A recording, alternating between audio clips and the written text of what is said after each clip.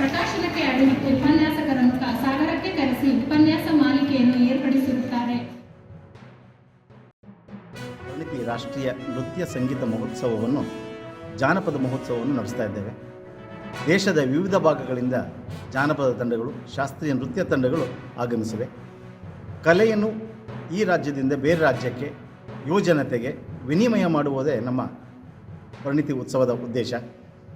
ಇದಕ್ಕೆ ರಾಜ್ಯ ಸರ್ಕಾರ ಹಾಗೂ ಕೇಂದ್ರ ಸರ್ಕಾರ ಮತ್ತು south zone cultural centre Thanjavur ಇವರು ಸಹಿತ ಈ ಕಾರ್ಯಕ್ರಮಕ್ಕೆ ಸಹಕಾರ ನೀಡುತ್ತಾರೆ.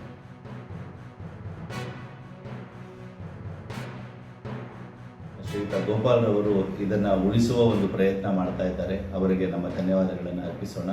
ಹಾಗೆಯೇ ಈ ನೃತ್ಯ ಕಲೆಯನ್ನು ಪ್ರೋತ್ಸಾಹ ಮಾಡಬೇಕಾಗಿರುವಂತಹ ನಮ್ಮ ಭಾರತ ಸರ್ಕಾರ ಮತ್ತು ಕರ್ನಾಟಕ ಸರ್ಕಾರ ಇದಕ್ಕೆ ಹೆಚ್ಚಿನ ಪ್ರೋತ್ಸಾಹವನ್ನು ಕೊಟ್ಟು ಈ ನೃತ್ಯ ಕಲೆಯನ್ನು ಉಳಿಸುವ ಕಡೆಗೆ ಅವರು ಶ್ರಮ ವಹಿಸಬೇಕು ಅಂತ ಹೇಳಿ ನಾನು ಕೇಳ್ಕೊಳ್ತೀನಿ.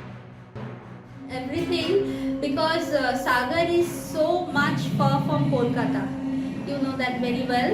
So, but बहुत सारे आर्टिस्ट मेरा जाना पहचाना है और एक बहुत लोग आते हैं डांस करते थे because this is the most attractive and classical dance festival.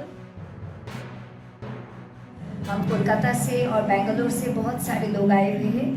बहुत ही अच्छी फेस्टिवल है.